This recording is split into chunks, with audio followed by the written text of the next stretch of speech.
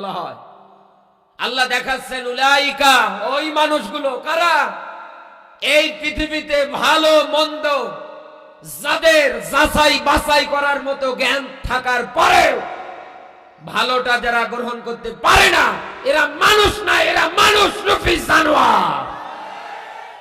আজ বাংলাদেশ এই জানোয়ারদের কারণে বিভিন্ন জায়গায় প্রশ্নবিদ্ধ হয়ে যাচ্ছে। কথা বলে একটার পর একটা আমরা আমাদের দেশপ্রেমিক গুলোকে হারিয়ে ফেলছি। আমরা জানি দুনিয়া থাকার জায়গা না, যাওয়াই লাগবে আমাদের। ও বাংলার মুসলমান, আপনি বাস্তবতায় মিলিয়ে দেখবেন, এই জমিনে যারা দেশপ্রেমিক হয়ে বেঁচে থাকার স্বপ্ন দেখে, আমাদের পাশে দাদা বাবুরা, আমাদের জানের দুশ্মন, তারা এক এক করে তাদেরকে গুলি করে দুনিয়া থেকে বিদায় করে দেয়। অন্যান্য দেশের প্রতিবেশী আছে, আপনি মিলিয়ে দেখবেন তারা প্রতিবেশীর সঙ্গে কত সুন্দর ভালো আচরণ করে, কথা বলে না কেন? আর আমরা একদল প্রতিবেশী পেয়েছি, সুযোগ পেলে আমাদের দিকে বাঁকা চোখে তাকায়। কত মানুষের আবার প্রেম উতলিয়ে পড়ে তাদের জন্য, কত মানুষের ভালোবাসা তাদের জন্য উতলিয়ে পড়ে। কি করেছিল হাদি ভাই? কেন তাকে গুলি করে মারা হলো? কি অপরাধ তার? আবরার ফাহাদ কি করেছিল তোমাদের কাছে? কি চাইছিল তোমাদের কাছে? কি কারণে তার উপরে টর্চার জুলুম করে তোমরা দুনিয়া থেকে বিদায় করে দিলে?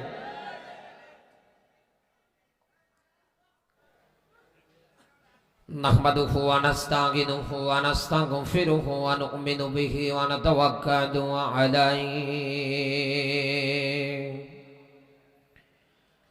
ওয়া নাউযু বিল্লাহি মিন শুরুরি আনফুসিনা ওয়া মিন সাইয়্যাতি আ'মালিনা। من يهدي الله فلا مضل له ومن يضلل فلا هادي له ونشهد أن لا إله إلا الله وحده لا شريك له ونشهد أن سيدنا ومولانا محمدا عبده ورسوله الذي أرسله بالحق بشيرا ونذيرا وداعيا إلى الله بإذنه وسراجا وقمرا منيرا. فقد قال الله تعالى في كلامه المجيد وبرهانه التوحيد. সবাই মিলে পড়েন আউযু বিল্লাহি মিনাশ শাইতানির রাজিম।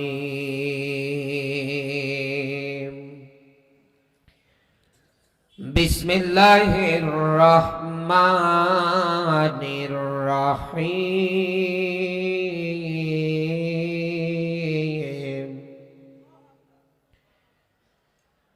ইয়া আইয়ুহাল্লাযীনা আমানুত্তাকুল্লাহ সাদাকাতা ইয়া রাব্বানা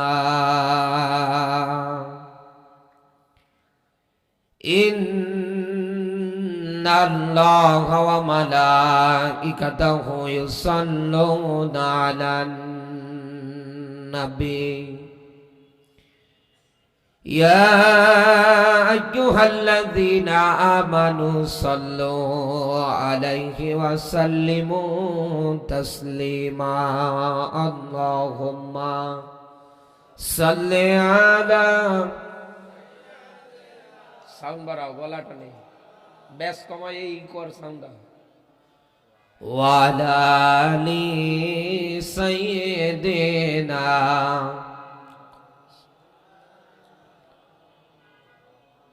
খেয়ে না খেয়ে দিন প্রচারের কাজে নিজেকে দিয়ে বিলিয়ে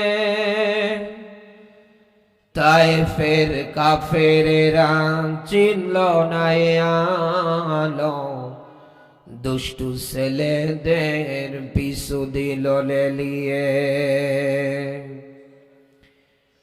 পাথরের আঘাতে ক্ষত বিক্ষত হয়ে সারা শরীর থেকে রক্ত ঝরে হে রাসূল তোমাকে ভুলি আমি কেমন করে হেরার গুহায় তোমারি ধ্যান আসমান থেকে নামে আল কোরআন ভাঙলো সবার ভুল তোমারি পরে আসলো কোরআনের ছায়া তলে খালিদ ওমর আলী আবু বকর ইসলামী ঝান্ডা নিল যে তুলে আল-আমিন তুমি ছিলে চিরদিন সকল মানুষের তরে হে রাসূল তোমাকে ভুলি আমি কেমন করে আলহামদুলিল্লাহ বাংলাদেশের ঐতিহ্যবাহী বিভাগ ঢাকা সাভার আশুলিয়া দারুল আজহার মডেল মাদ্রাসার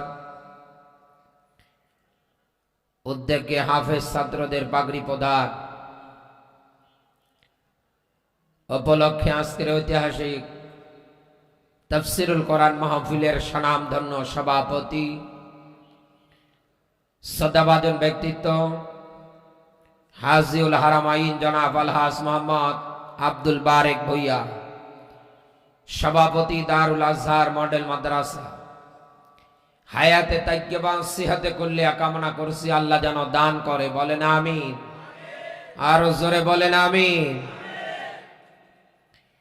আজকের এই মাহফিলের প্রধান অতিথি আমাদের মাথার তাজ আমাদের অভিভাবক শ্রদ্ধাভাজন ব্যক্তিত্ব সাবেক ইউপি চেয়ারম্যান ও উপজেলা ভাইস চেয়ারম্যান বড় ভাই মোহাম্মদ দেওয়ান মঈনুদ্দিন বিপ্লব হায়াতে তাইয়্যিবা সিহাতে কুল্লিয়া কামনা করছি আল্লাহ যেন দান করে বলেন আমিন মাহফিলের বিশেষ অতিথিবৃন্দু আমন্ত্রিত অতিথিবৃন্দু মাহফিল পরিচালনায় যিনি আছেন মাওলানা মুফতি সাইফুল ইসলাম ও মাহফিলের প্রতিষ্ঠাতা মাদ্রাসার প্রতিষ্ঠাতা ও পরিচালক দাওয়াত দিয়ে সেই নীলফামারী থেকে পর্যন্ত যে ভাইয়ের মাধ্যমে এসেছি হযরত মাওলানা মোহাম্মদ শাহাদত হোসাইন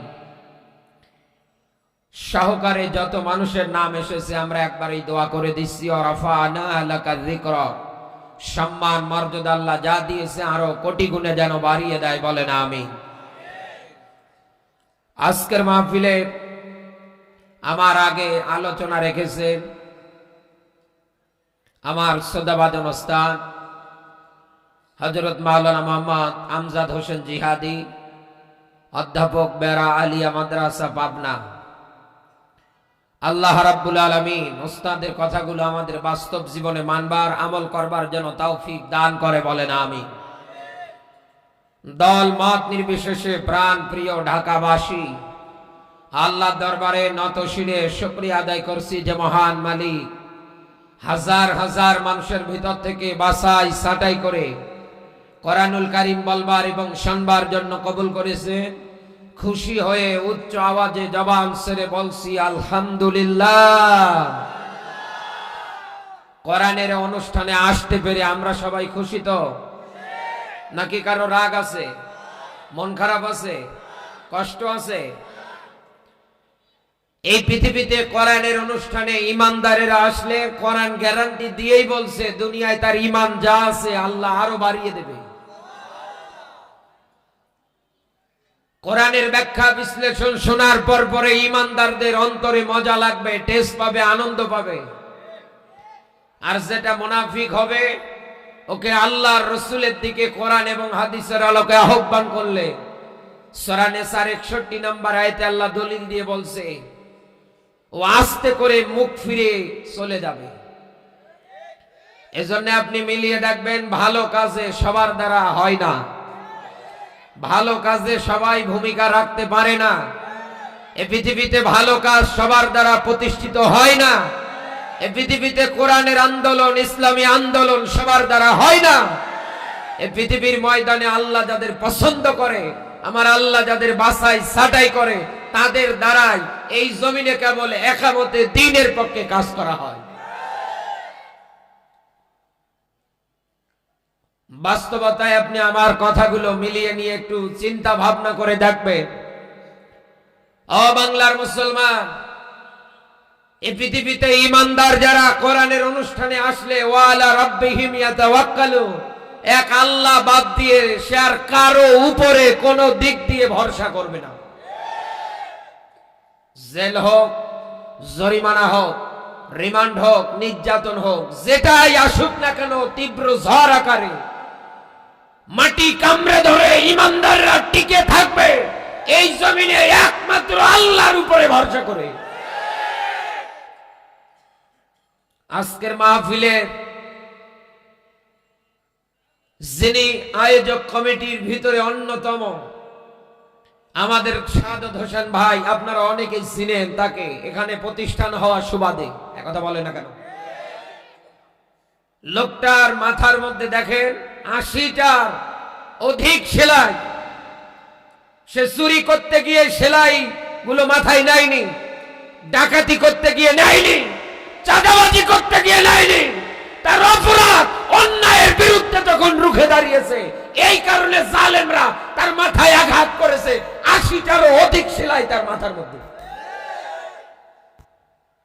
বাস্তবতা আপনি মিলিয়ে দেখবেন বন্ধু। এই জন্যই তো বললাম যে এই পৃথিবীতে ভালো কাজ সবার দ্বারা হয় না। আল্লাহ যাকে পছন্দ করে, বাছাই ছাঁটাই করে, তার দ্বারাই শুধু ভালো কাজ হয়। দেখতে মানুষ হলে হবে কি, হয়ে আসে আস্ত জানোয়ারের বাচ্চা, একথা বলে না কেন? কোরআন বলছে লাহুম কুলুবুল্লাহ ইয়াফকাহুনা বিহা, এই পৃথিবীর ময়দানে ভালো মন্দের জ্ঞান পাওয়ার পরেও যাদের কলব ভালো কাজে ব্যয় হয় না। দুটো চোখ আল্লাহ দেখার জন্য দিয়েছেন, আলাম নাজাল্লাহু আইনাইন। আল্লাহ রাব্বুল আলামিন সূরা বালাদের আয়াতে ব্যাখ্যা দিয়ে ডাক দিয়ে বলছে, বান্দা আমি কি বানাইনি তোমাদের জন্য দুটো চোখ? কথা কার? আরো জোরে বলে। এই চোখ দিয়ে দেখার পরেও ভালো কোনটা মন্দ কোনটা যাচাই বাছাই করে যদি সে গ্রহণ করতে না পারে, আল্লাহ বলছেন আমি শোনার জন্য দুটো কর্ণকহর দিয়েছি। এই দুটো কর্ণকহর পাওয়ার পরেও সে যদি কাজে না লাগায়, আল্লাহর কোরআন বলছে উলাইকা কাল আনআম বাল হুম আদল, ও তো চার পাওয়ালা জানোয়ারের চাইতেও খারাপ। বাংলাদেশে আজ আপনি মিলিয়ে রাখেন, দেখতে মানুষ মনে হয়, অথচ জালেমদের কাছে নিজের কলবটাকে বিক্রি করে দিয়েছে। জালেমদের কাছে টাকার লোভে পড়ে নিজের চোখটাকে বিক্রি করে দিয়েছে।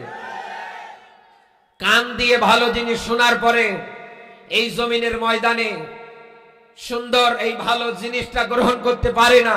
এই রকম মানুষ আমাদের সমাজে আছে না নেই? এখানে যারা আলেম আছে আমাকে পড়াতে পারবে, এমনকি তাদের জুতো টানার যোগ্যতা আমার নেই। জিজ্ঞাসা করেন উলাইকা, আমার যেমন হাতের আঙ্গুল আছে আল্লাহর কুদরতের আঙ্গুল আছে। আল্লাহ দেখাচ্ছে, এটা ইশারাবাচক, ইঙ্গিতবাচক শব্দ, ইসমে ইশারা যেটাকে বলে। আজকে একটা শোকের দিন, আমি নিজেও কিছুটা শোকের মধ্যে আছি। আমার আপন ভাতিজি আইসিইউর মধ্যে ভর্তি, একে ছোট মাসুম বাচ্চা, দৃশ্য যখন দেখছি মোবাইলে, মন আর টেকছে না আমার এখানে। আমার চোখ থেকে অঝরে পানি আসছে। গাড়িতে যত সময় আসছিলাম তত সময় শুধু কান্নাই করতেছিলাম। অন্য কোন জায়গায় হলে খোদার কসম আমি দাওয়াতে আসতাম না। শুধু ভাইয়ের প্রতিষ্ঠানটার দিকে তাকিয়ে এই লং জার্নি করে আমি এখানে এসেছি। বাংলাদেশের সঙ্গে আপনি মিলিয়ে দেখেন, আজকে অনেক মানুষ হাউমাউ করে তাদের চোখ থেকে পানি ঝরাচ্ছে, কান্না করছে, কারণ একজন দেশপ্রেমীকে তারা হারিয়ে ফেলেছে। কথা বলে না কেন? যিনি অন্যায়ের কাছে কোনোদিন মাথা নত করে নাই। এ সমাজে আলেমদেরকে নিয়ে কোনোদিন তার জবান দিয়ে একটা আজে বাজে টু শব্দ বের হয় না। সব সময় যিনি আলেমদের পাশে ঢাল হিসাবে ছিলেন, তিনি আমাদের কাছ থেকে বিদায় নিয়েছেন। আমরা মুসাফিরের হালতে সকলেই দোয়া করছি, আল্লাহ রাব্বুল আলামিন তার এই বান্দির কবরটাকে যেন রিয়াজুল জান্নাহ বানিয়ে দেয়, বলেন আমিন। তার রেখে যাওয়া এই দল, এই সংগঠন আল্লাহ কোরআনের জন্য যেন কবুল করে নাই, বলেন আমিন। আরো জোরে বলেন আমিন। শহীদ প্রেসিডেন্ট জিয়াউর রহমান, কি আদর্শ ছিল তার। লোকটার নাম বলার আগে মানুষ শহীদ শব্দটা উচ্চারণ করে, শখে না। ইনি দেশের জন্য অনেক কাজ করেছে। অথচ বাংলাদেশে আপনি মিলিয়ে দেখেন, এই বিএনপির নাম করে করে এদেশের হাজারো মানুষ অন্যায়, অবিচার আর জুলুম, নির্যাতন আজ মানুষের উপরে চালাচ্ছে। অথচ যারা প্রতিষ্ঠাতা ছিলেন তারা সোনার মানুষ, তারা অন্যায় করেনি। মানুষ তাদের জন্য আজকেও মন থেকে দোয়া করে। আজকে আপনি দেখেন হাসপাতালের সামনে একজন মাটিতে গড়াগড়ি দিয়ে কান্না করছে।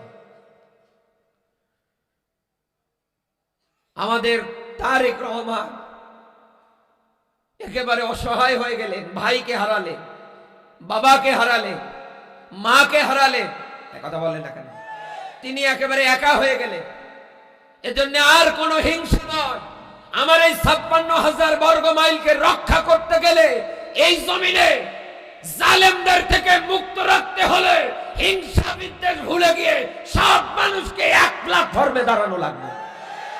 কোন মানুষ যেন কোন দলের নাম নিয়ে এই জমিনে অন্যায়, অবিচার, জুলুম, নির্যাতন করে দলকে, সংগঠনকে কলঙ্কিত করতে না পারে। কারণ আল্লাহ রাব্বুল আলামিন আপনাকে বানিয়েছে এই জন্য। কুনতুম খায়রা উম্মাতিন উখরিজাত লিন-নাস, বলেন না আল্লাহু আকবার। আরো জোরে বলেন আল্লাহু আকবার। আল্লাহ পাক বলেন, তোমরাই সর্বশ্রেষ্ঠ জাতি। আমি আল্লাহ তোমাদের বের করেছি মানুষের মধ্য থেকে। এ কথা কার? আরো জোরে। জোর হলো না? এই জমিনে তোমরা সৎ কাজে আদেশ দিবা আর অসৎ কাজে বাধা দিবা। আল্লাহর কোরআন জানিয়েছে, ওয়ালতাকুম মিনকুম উম্মাতুন ইয়াদউনা ইলাল খায়র। সূরা আলে ইমরান 3 নম্বর সূরা 4 নম্বর পারার 104 নম্বর আয়াত। আল্লাহ বলেন, তোমাদের মাঝে একটা মাত্র দল থাকা দরকার। বলেন তো মুসলমান দল কয়টা? আরো জোরে। জোর হলো না? মুসলমানদের কয়টা দল হওয়া উচিত? নবীজির হাদিস, মুসলিম জাতি একটা দেহের মতো, একটা বডির মতো। এক মুসলমানের গায়ে কোন জায়গায় কোন জালেম যদি আঘাত করে, এই জমিনের ময়দানে অন্যান্য যত মুসলমান আছে তাদের গায়ে আঘাত করার সমতুল্য। আর যদি আমরা এই 96% মুসলমানের দেশে একজন মুসলমানের গায়ে হাত দেওয়া দেখে বাকি অন্যান্য মুসলমানেরা যদি জাগ্রত হতে পারতাম, এদেশে নতুন করে কেউ কোনোদিন মুসলমানদের উপরে জুলুম চালানো সাহস পেত না। কিন্তু আমরা আছি আলু পোড়া খাওয়ার ধান্দায়, আমরা আছি হিংসা হিংসি নিয়ে, আমরা আছি শেয়ার ভাগাভাগি নিয়ে। কথা বলেন। আপনারা মনে হয় রাগ করছে, মন খারাপ করে। আল্লাহর ঘোষিত ব্যাখ্যা হচ্ছে পৃথিবীতে দল হবে একটা। কয়টা? এবার বাংলাদেশে নজর করে দেখেন, মানুষ যত তার চাইতে দল বেশি। এত দল। আল্লাহ রাব্বুল আলামিন মৌমাছির নামে কোরআনে একটা সূরা দিয়েছে। খেলা করার জন্য আল্লাহ কিন্তু দেয় না। মৌমাছির নামে সূরা দিয়েছে, এখানে শিক্ষা আছে। ঢাকাবাসী আপনি খেয়াল করবেন, সূরা নাহল 16 নাম্বার সূরা 14 নাম্বার পারা আর 68 নাম্বার আয়াতে কারিমার মধ্যে আল্লাহ রাব্বুল আলামিন চমৎকার করে একটা ব্যাখ্যা সুন্দর করে নোট করেছেন। আল্লাহ পাক বলেন ওয়াহা রব্বুকা ইলান নাহলি, বলেন আল্লাহু আকবার। আল্লাহ ডাক দিয়ে বলছে ও দুনিয়ার মৌমাছিরা, এখানে যারা আলেম আছে জিজ্ঞাসা করে বিসমিল্লাহর বা থেকে সূরা নাসের সিন পর্যন্ত পুরো কোরআন মিলে আমার আল্লাহ রাব্বুল আলামিন মৌমাছিদের প্রতি মাত্র ওহী করেছে কয়বার? আরো জোরে, জোর হলো না? মাত্র একবার আল্লাহ ওহী করে ডাক দিয়ে বলেছে মৌমাছিরা, এই পৃথিবীর ময়দানে ঘর যদি বানাতে হয় আমি আল্লাহ রাব্বুল আলামিন তোমাদের ব্যাখ্যা দিয়ে বলছি সাজার গাছের ডালে বানাও। 2 নম্বরে জিবাল, জিবাল মানে পাহাড়। 3 নম্বরে মানুষ থাকার জন্য যে ঘর বাড়িগুলো তৈরি করে দেয়ালে বা ওয়ালে, আপনি শুরু বাংলাদেশ না, অন্যান্য যতগুলো রাষ্ট্র আছে খুঁজিয়ে দেখবেন, মিলিয়ে দেখবে, এই 3টা জায়গা বাদ দিয়ে মৌমাছি কোনদিন অন্য কোন জায়গায় ঘর বানায় না। অন্য কোন জায়গায় আপনি তাদের থাকার বাসস্থান জায়গা পাবেন না। এই 3টা জায়গায় শুধু তাদের ঘর বাড়িগুলো আপনি দেখতে পারবেন। ও বাংলার মুসলমান, এই যে রাস্তা, এই রাস্তার ধারে তাকালে অনেক গাছ দেখা যায়। এই রাস্তা দিয়ে 2 বছরের একটা ছোট বাচ্চা যদি হেঁটে যায় আর গাছের ডালে যদি একটা মৌচাকের বাসা দেখে, দৃষ্টি দিয়ে দাঁড়িয়েও যদি লক্ষ্য করে মেলায় মৌমাছি উড়ে উড়ে যাচ্ছে দূর দূরান্তে, ফুল ফল থেকে মধুগুলো সংগ্রহ করার পর পরে আবার এসে চাকের মধ্যে বসে যাচ্ছে। এটা দেখার পর পরে ছোট মানুষ কৌতূহল বশত যদি হাতে একটা ঢিল নিয়ে ছুঁড়ে মেরে দেয়, এখানে উপস্থিত যত মানুষ সুস্থ মস্তিষ্ক নিয়ে এসেছে বুঝে শুনে বলবে 2 বছরের এই মৌমাছির 2 বছরের এই বাচ্চা হাতের ঢিল খাওয়ার পরে মৌমাছিরা মনে হয় মিটিং করবে। কেন মিটিং করার তো দরকার। মৌমাছির যিনি রানী মৌমাছি আছে উনি যদি ডাক দিয়ে বলে ওকে কিছু বলার দরকার নেই, অত ছোট মানুষ অত বোঝে না, না বোঝার কারণে ঢিল ছুঁড়েছে, আর কিছু বললো না তোমরা।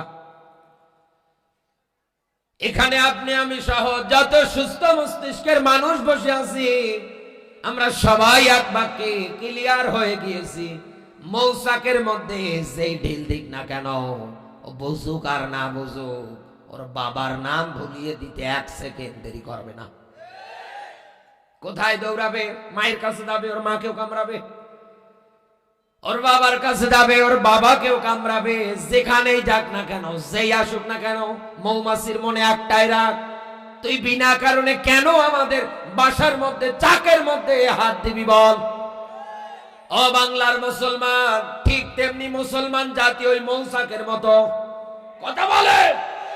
আমরা যদি এই মৌমাছির থেকে শিক্ষা নিয়ে আমাদের জীবন চালাতে পারতাম, এই জমিনে আমরা অন্যায় দেখার পরে, হত্যা দেখার পরে প্রতিবাদের বদলা নেওয়ার জন্য হিংসা বিদ্বেষ ভুলে গিয়ে সবাই যদি মাঠে এসে আন্দোলন করতে পারতাম, এদেশে নতুন করে কেউ কোনোদিন হত্যাকাণ্ড ঘটাতে পারতো না। কিন্তু আমাদের চিন্তা টেন্ডেন্সি তো কে কি করছে করুক, লা ইলাহা ইল্লাল্লাহ এ তাসবিহ টানা টেপছে। বাস্তবতা আপনি মিলিয়ে দেখবেন বন্ধু, হয়তো আপনি মনে করছেন যা হচ্ছে ভালোই হচ্ছে, তবে 2 দিন পরে যে আপনি মার খাবেন, আপনি জুলুম নির্যাতনে পড়বেন, তার কি কোনো গ্যারান্টি নেই? আরো জোরে, আপনিও তো পড়তে পারেন, আপনার উপরেও তো এরকম জুলুম আসতে পারে। এই জন্য আমি আপনাকে বলছি এখনো সময় আছে, বাংলার মানুষ হিংসা ভুলে যা, আল্লাহর কোরআন অনুসারে একটা কাতারে আসে। আল্লাহ রাব্বুল আলামিন নিজে ব্যাখ্যা করে ডাক দিয়ে বলছে ইয়ামুরুনা বিল মা'রুফ। এই পৃথিবীর ময়দানে আমি আল্লাহ বলছি যে এই দলটার কথা, ওই দলের 1 নাম্বার কর্মসূচি, তারা এই জমিনের ময়দানে সৎ কাজের আদেশ দেবে। এই জমিনের ময়দানে যত অসৎ কাজ আছে 2 নম্বরে ওরা সব জায়গায় গিয়ে বাধা দেবে। কথাকার আরো জোরে। এবার আপনি সূরা বাকারা 30 নম্বর আয়াতের দিকে লক্ষ্য করেন। ওয়াইদ স্মরণ করো কলা, এখানে কলার ফাইল যিনি তিনি কে? আরো জোরে, জোর হলো না।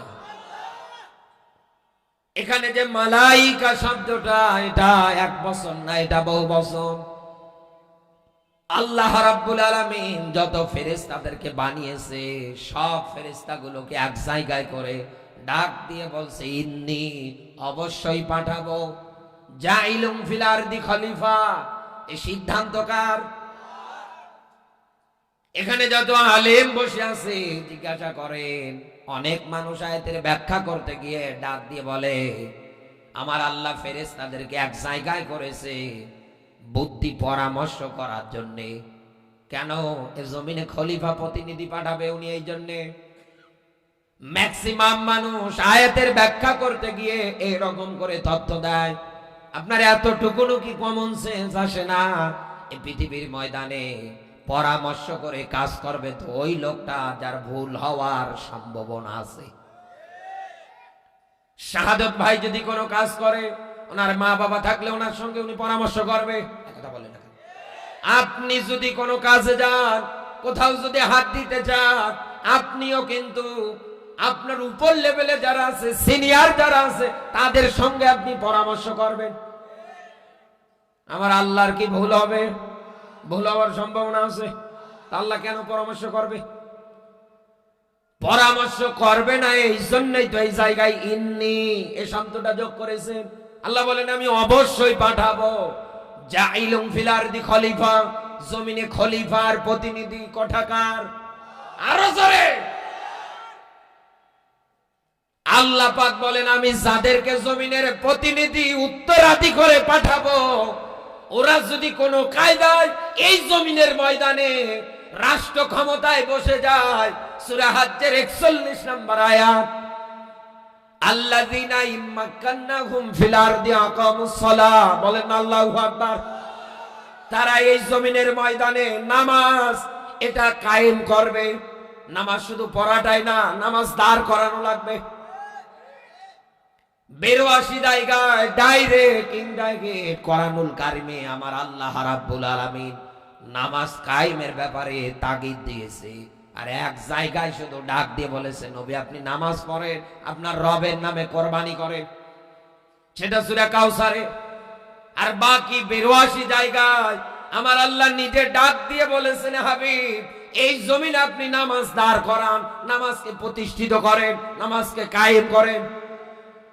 আজ যদি আমার বাংলাদেশে সংসদ থেকে নামাজ কায়েম যদি করে দিত, এই দেশে এত চুরি, ডাকাতি, ছিনতাই, চাঁদাবাজি, ধর্ষণ, খুন হতো না।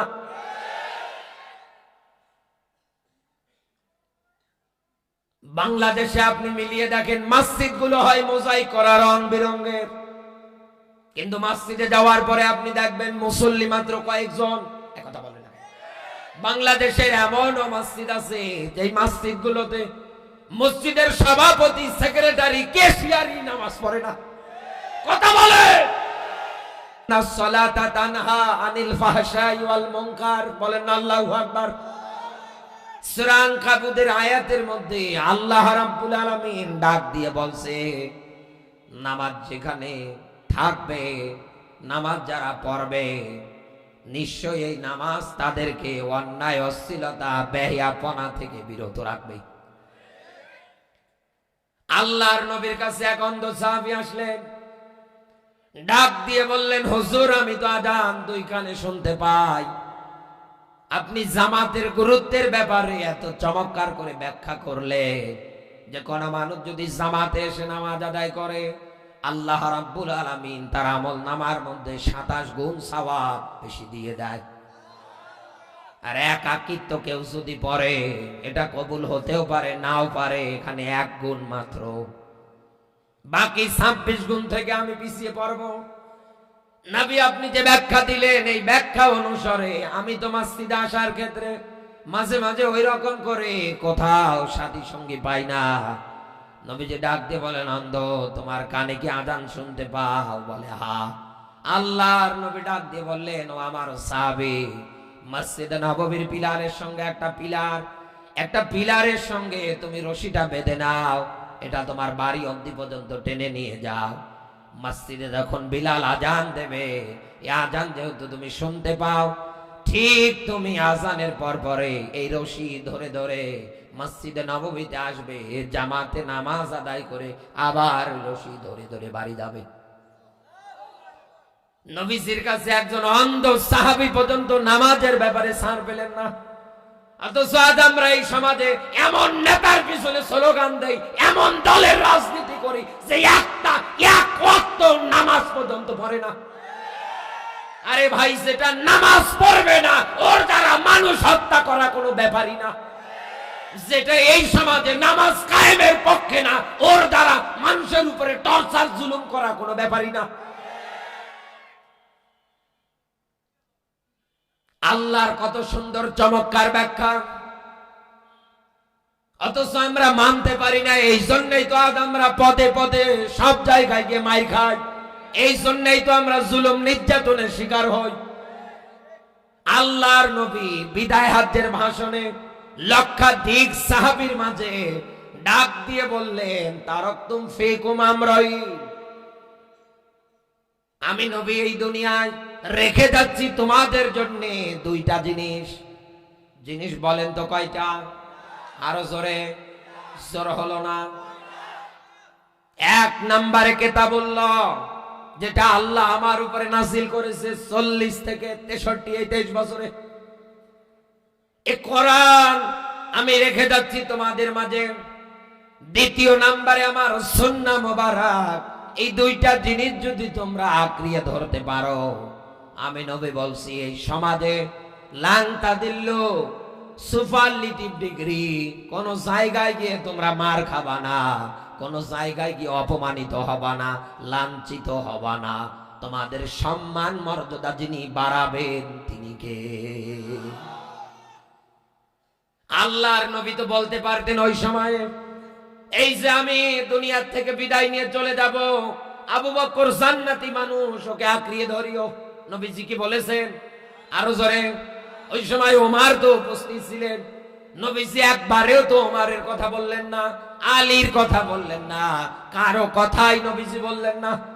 অথচ সেই মুসলমানেরা যুগের আবর্তনে, কালের বিবর্তনে আজ এই জমিন থেকে ইসলাম আর কোরআনের সুন্নাহর পথ থেকে দূরে গিয়ে বিভিন্ন আগলা বাবা, পাগলা বাবা, ল্যাংটা বাবার পিছু ধরেছে। ছাগল পাগলেরা নিজেরা গাঁজা খায়, আরো 10 জনকে শেখায়। এদেরকে বোঝায় কোনো চিন্তা নেই, মরার পরে আমি জাহাজ নিয়ে আসবো, তুই জাহাজে উঠবি আর জান্নাতে যাবি। অথচ কিয়ামতের মাঠ হবে তামার মাঠ, ওই মাঠের মধ্যে কোন কায়দায় জাহাজ চলবে আমার তো প্রশ্ন আসে না, এই মাথায় এত ধরে না।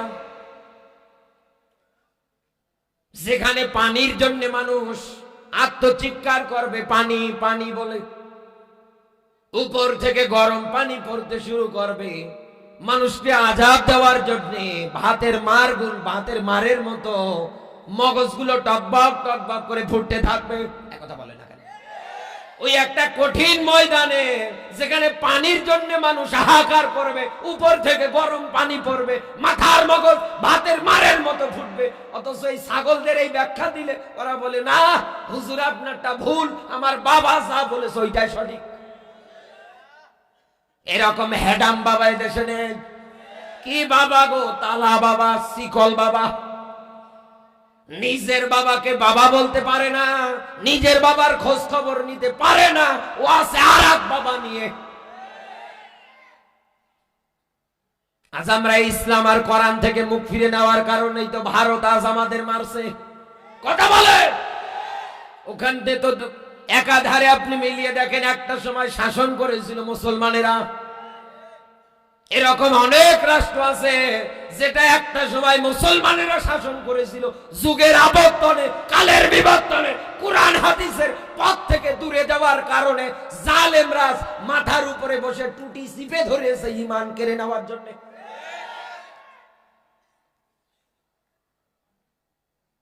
আমার কথা শোনার পরে আপনি রাজনীতি মনে করবেন না, আমি রাজনীতির জন্য আসি নাই, আমি বাস্তব আপনার ঈমান জাগ্রত করার জন্য এসেছি। রহিমা সকিনা জরিনার কেসা বলে কি করব আমি? কত জায়গায় গেলে মানুষ ডাক দিয়ে বলে হুজুর আপনি কবরের নিচের ওয়াজ করবেন। আরে ভাই কবরের নিচের ওয়াজ করে কি করব? যেখানে জমিনের উপরে আজও দাউ দাউ করে আগুন জ্বলে, আগে জমিনের আগুন নিভানো লাগবে, এরপরে কবরের নিচের ওয়াজ করা লাগবে। এখন আমি জমিনেতেই নিরাপদ না, তো কবরের চিন্তা কখন করব? আগে জমিন ভালো করা লাগবে। আল্লাহ পাঠিয়েছে জমিনে, আর কোরআন জানিয়েছে জমিনে যারা যাবে এরা যদি একটাবার রাষ্ট্র ক্ষমতা পায়, এরা জমিনের ময়দানে অন্যায় অবিচার জুলুম বন্ধ করার জন্য কোরআন দিয়ে তারা নামাজের বিলটা কায়েম করে দেবে। দ্বিতীয় নম্বরে তারা যাকাত বিধান প্রতিষ্ঠা করবে। এই যে ঢাকা, এটা সাভার, আশুলিয়া, এটা কাঠগড়া, আল্লাহর আইনে দেখেন কত সুন্দর শান্তি। এই জন্য তো কোরআন গ্যারান্টি দিয়ে বলছে ইয়াকুলুনা হাল্লানা মিনাল আমরি মিন শাইকি কুল ইন্নাল আমরা কুল্লাহু লিল্লাহ, বলেন না আল্লাহু আকবার। নবী আইন বানানোর অধিকার ক্ষমতা আমি আল্লাহ কারো হাতে দেই না, সুবহানাল্লাহ বলতে পারেন না? আল্লাহ বলছেন নবী আমি জানি মানুষের মন সংকীর্ণ, আমি যদি কাউকে আইন বানানোর অধিকার ক্ষমতা দেই, ও হয় নিজের দলীয় স্বার্থে, না হয় নিজের ব্যক্তি স্বার্থে দেখে দেখে আইন বানাবে। কত চমৎকার আইন, জাকাতের বিধান আল্লাহ। এই কাঠগড়ায় আমাদের আজকের মাহফিলের সভাপতি যিনি আছে, এনাকে যদি জাকাত ফান্ডের সভাপতি বানানো হয়, পুরো এই কাঠগড়ার মধ্যে যতগুলো মানুষ আছে জাকাত যাদের উপরে ফরজ হয়ে গিয়েছে, যারা নিসাব পরিমাণ সম্পদের মালিক, এই মানুষগুলো জাকাত ফান্ডে এসে টাকা জমা করবে। মনে করেন 1 বছরে জাকাতের টাকা জমা হয়েছে এই কাঠগড়ার মধ্যে শুধু 1 কোটি। কত? আরো জোরে, জোর হলো না? সভাপতি ইনি। নরসিংহপুর যেটাকে বলা হয় পূর্ব নরসিংহপুর, আচ্ছা যেই হোক না কেন আমি এক্সাম্পল দিচ্ছি, ইনি সভাপতি। এই কাঠগড়ার মধ্যে হিসাব করে ইনি বাছাই ছাঁটাই করে শাড়ির নামে মশারি না দিয়ে এই 1 কোটি টাকা উনি 2 লাখ করে করে 50টা পরিবারের মধ্যে যখন বিতরণ করে দেবে, টাকাগুলো দেওয়ার সময় যখন বলবে যে ভাই এই 2 লক্ষ টাকা জাকাতে, আপনি চাইলে এই টাকা দিয়ে ব্যবসা করতে পারেন, চাইলে একটা অটো ভ্যান কিনতে পারেন, কথা বলে না? এইরকম করে করে 1 বছরে গড় হিসেবে দেখা যাবে 50টা পরিবারকে এই বাংলাদেশে দারিদ্র মুক্ত করা সম্ভব। আপনি এরকম করে 10 বছর যদি জাকাতের টাকা এই ঢাকাতে বিলিং করতে পারেন, কোন মানুষ কারো দ্বারে গিয়ে হাত পেতে ভিক্ষার চাইবে না। কত চমৎকার আইন! অথচ আমার দেশে চোরেরা এই জাকাত বিধানের কথা শুনলে ওর গা জ্বলে। আজকে যাদের গা জ্বলে জাকাতের কথা শোনার পরে, যারা জাকাতকে জরিমানা মনে করে, এই সমাজে টুপিওয়ালারা গলা ফাটিয়ে জাকাতের আইন চায়, এটার যারা বিরোধিতা করে, আরো যারা আলেমদের রাজাকার ধর্ম ব্যবসায়ী বলে গালি দেয়, আমি আপনাকে বলছি বন্ধু সতর্ক হ, সাবধান হ। কারণ আপনার এই সম্পদ, আপনি হয়তো ভেবেছে আল্লাযী জামা মালা ওয়া আদ্দাদা, আমি জমা করব আর বারবার গণনা করব, আহ কি মজা, এই সম্পদ আদি টাকা পয়সা আমাকে স্থায়ী করবে এই জমিনে না। ওমাল হায়াতুদ দুনিয়া ইল্লা মাতাউল গুরুর, দুনিয়ার জীবন তো খেল তামাশা, রং তামাশা ছাড়া অন্য কোনো কিছু না। এটা ধোকার ময়দান। এসেছেন একা, যাওয়াই লাগবে একা, কথা বলে না কেন? আপনি যখন জমিনে আসেন মায়ের পেট থেকে, আপনি কি 500 একর জমির মালিক হয়ে এসেছে? কোরআন বলছে হাল আতা এলাল ইনসানি হিনুম মিনাদ দাহরি, বলেন না আল্লাহু আকবার। বান্দারে আমি তোকে দুনিয়া এমন ভাবে এনেছি, তুই তো উল্লেখ করার মতো কোনো বস্তুই ছিলি না। আমি তোকে টান দিয়ে আজকে এত কিছু বানালাম, এত কিছু তোকে দিলাম, এত সম্মান, এত মর্যাদা তুই পেলি, অথচ আজকে তুই আমার বিরুদ্ধে গিয়ে স্লোগান দিস। ভুলে যাস না, কাইফা তাকফুরুনা বিল্লাহ, তুই কিভাবে অস্বীকার করবি? তুই তো মৃত ছিলি, আমি আল্লাহ তোকে জীবন দিয়েছি, তোকে আবার মরণ দেব, তোকে আবার জিন্দা করব, সুম্মা ইলাইনা তুরজাউন, আমার সামনে তোকে হিসাবের জন্য দাঁড় করাবো। আপনি ভুলে যাইয়েন না যে আল্লাহ মরণের পরে আপনার কাছে এগুলোর হিসাব নেবে না। সুম্মা লা তুসাল্লুনা ইয়াউমা ইযিন আনিন নাঈম, প্রত্যেকটা আল্লাহর দেওয়া নিয়ামত সম্পর্কে মরার পরে আল্লাহ জিজ্ঞাসা করবে।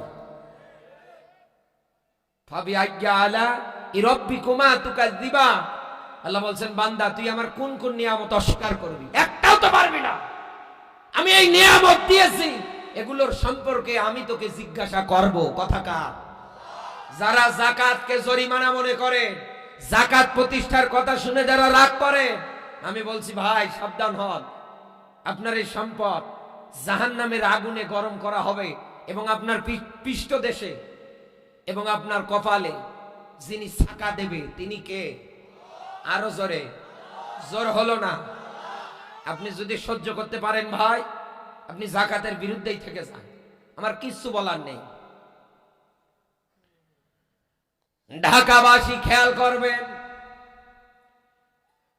এই পৃথিবীর ময়দানে আল্লাহ রাব্বুল আলামিন ডাক দিয়ে বলছেন, আমার দলের ক্ষেত্রে তোমরা তাকিয়ে দেখতে পারবা, তারা এই জমিনের ময়দানে যাকাত বিধানের পরপরে তারা এই জমিনে সৎ কাজের আদেশ দিতে শুরু করবে। 4 নম্বরে এই জমিনের ময়দানে আমার উত্তরাধিকারীরা একাধারে যত অসৎ কাজ আছে সবগুলোই বন্ধ করে দেবে। আল্লাহ রাব্বুল আলামিন এই জায়গায় ডাক দিয়ে বলছে, ওয়াউলাইকা হুমুল মুফলিহুন, আমি আল্লাহর কাছে এই দলটাই সফল কাজ। এখানে যারা আলেম আছে জিজ্ঞাসা করেন, আমি এই সৎ কাজের আদেশ আর অসৎ কাজে বাধা, এই বিষয়টা বোঝানোর জন্য সূরা হজ্জের 41 নম্বর আয়াত টান দিয়ে এনেছি। বিস্তারিত ভাবে আমি আপনাকে বুঝিয়ে দিলাম বন্ধু, এই পৃথিবীর ময়দানে আমরা যারা এখন দলের সঙ্গে যুক্ত আছি, বাস্তবে মিলিয়ে দেখে দল করার ক্ষেত্রে, রাজনীতি করার ক্ষেত্রে যেই দলে সৎ কাজের আদেশ আছে আর অসৎ কাজে বাধা আছে, এই জমিনে আপনাকে এইটার পিছনে স্লোগান দেওয়া লাগবে। আমি কিন্তু কোন দলকে এই জায়গায় হাইলাইট করার জন্য আসি নাই, উপরে ওঠানোর জন্য আসি নাই। কথা বলেন, আমি আপনাকে ন্যায় এবং ইনসাফপূর্ণ সমাজ গঠনের ব্যাপারে তাগিদ দিয়ে যাচ্ছি। কারণ আল্লাহর নবী জানিয়েছে, মান ক্বালা বিহি সাদাকা, এই জমিনে যারা কোরআন দিয়ে কথা বলে তারাই কেবল সত্য কথা বলে। এই জমিনের ময়দানে যারা কোরআন দিয়ে বিচার করে তারাই কেবল ন্যায় বিচার করতে পারে।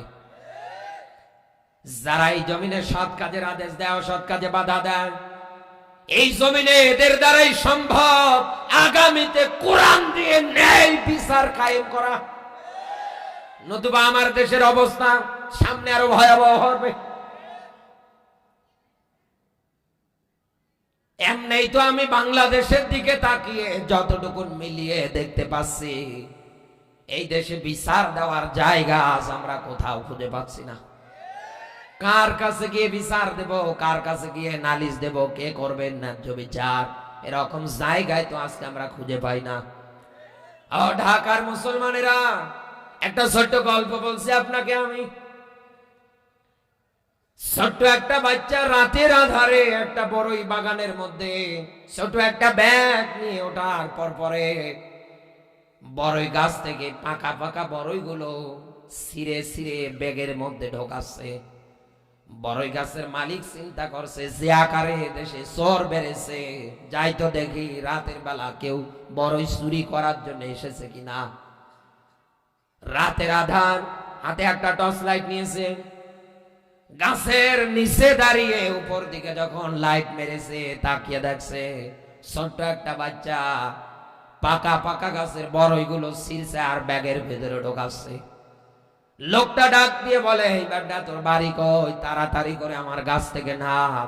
তুই কেন এই জায়গায় চুরি করার জন্য এসেছিস? ডাক দিয়ে বলে, চাচা যত সময় ব্যাগ ভরবে না নামবো না।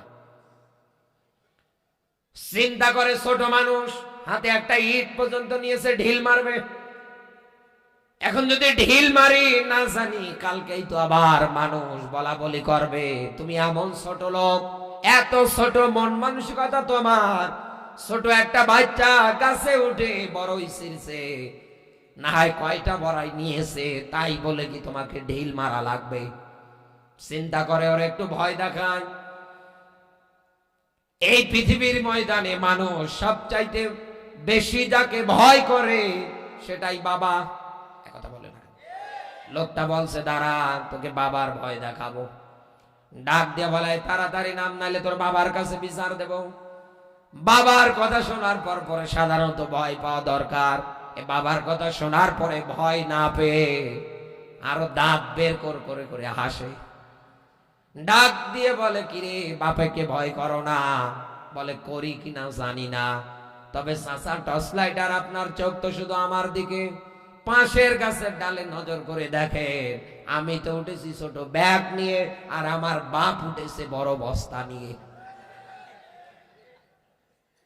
তখন লোকটা মাথা ঘুরিয়ে যখন দেখছে এই দৃশ্য, হাত দুটো মাথায় দিয়ে নিছে, আল্লাহর কাছে ডাক দিয়ে বলছে, আল্লাহ আমি বিচার তাহলে দেব কার কাছে?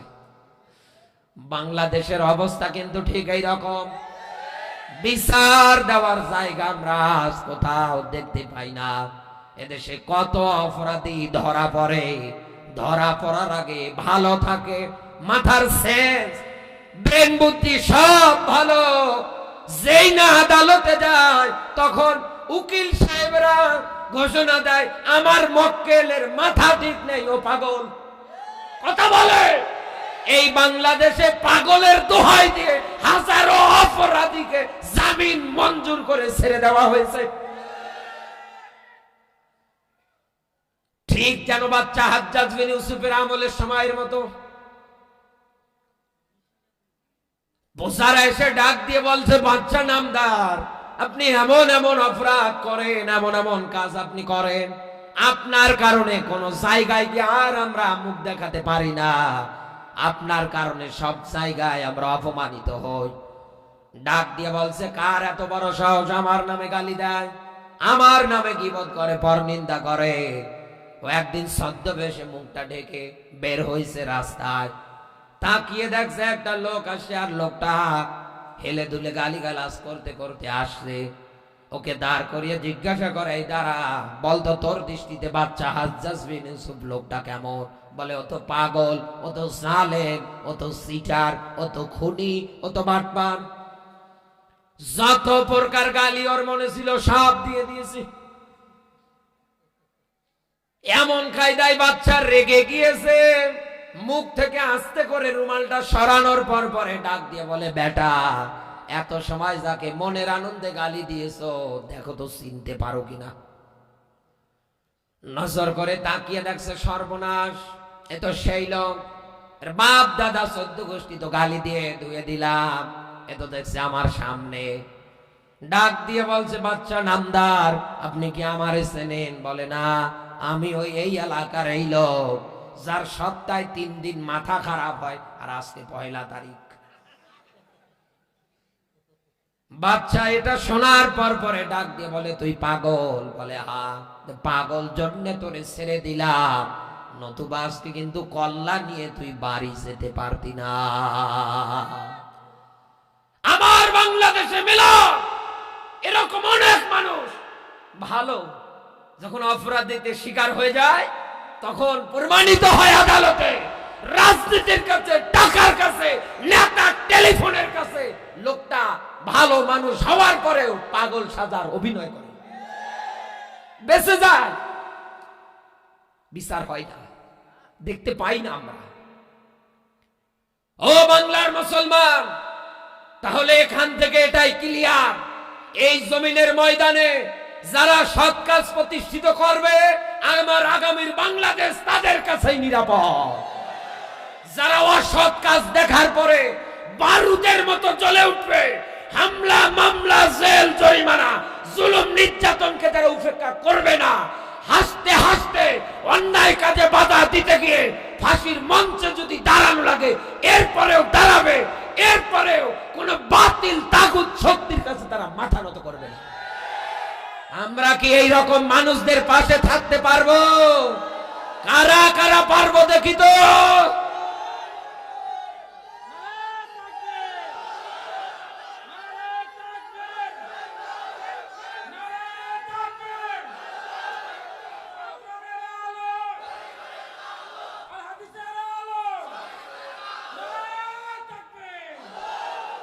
আল্লাহ কবুল করুক, বলেন আমি।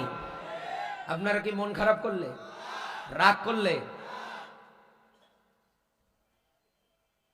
আমার বন্ধুরা, আমি আপনাকে যেটা বোঝাচ্ছিলাম, এই পৃথিবীর ময়দানে দল করতে গেলে যেহেতু নেতার দরকার হয়, আন্দাজে তো আর দল হবে না। কথা বলে না কেন? দলে তো নেতা থাকবে। আল্লাহর কোরআনকে আমরা জিজ্ঞাসা করব, কোরআন তুমি বলে দাও। কোরআনটা কিন্তু আমাদের জন্য সংবিধান।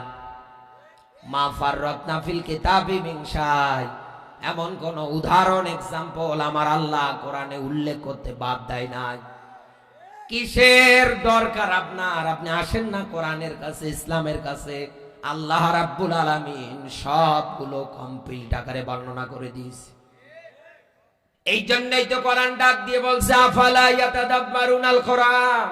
কি হলো তোমাদের? কেন তোমরা কোরআন নিয়ে গবেষণা করতে পারো না? আমা আলা কুলুবিন আকফালুহা, নাকি তোমাদের অন্তঃকরণে তালা ধরেছে, মরিচা ধরেছে, জং ধরেছে? কথাকার আরো সরে বলে।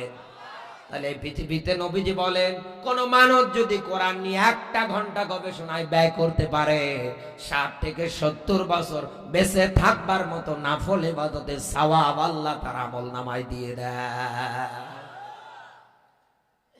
বুখারী মুসলিমের একটা যৌথ হাদিস এসেছে, আল্লাহর নবীর সাহাবী হযরতে উসাইদ ইবনে হুযাইর রাতের বেলা আল্লাহর কোরআন খুলে খুলে যখন তিলাওয়াত করছিলেন, পাশের ঘরে একটা ঘোড়া বাঁধা ছিল, ঘোড়াটা লাফাদাফা করছে।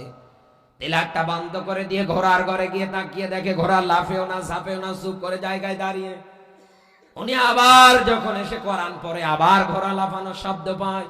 এরকম কয়েকবার দৃশ্যটা দেখার পর পরে দরজার সামনে দাঁড়িয়ে আকাশের দিকে নজর করে দেখছে, নক্ষত্র রাশিগুলো তার দরজা বরাবর মিটমিট মিটমিট করে আলো দিচ্ছে। নবীজির কাছে গিয়ে ডাক দিয়ে বললেন, হ্যাঁ নবী, এই ঘটনা। বিশ্ব নবী ডাক দিয়ে বললেন, উসাইদ, তোমার দৃষ্টিতে এগুলো আকাশের তারকারাজি ছিল, কিন্তু এগুলো আকাশের তারকারাজি না, এগুলো আল্লাহর ফেরেশতা।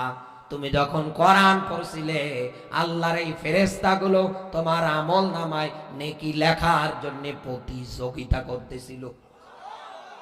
আমরা তো এরকম একটা কোরআনের ময়দানে উপস্থিত। কথা বলে না কেন? আমরা তো আর কোনো গান বাজনার আয়োজনে আসি নাই। কোরআনের অনুষ্ঠানে আমরা কি 1 ঘন্টা সময় ব্যয় করতে পারবো না?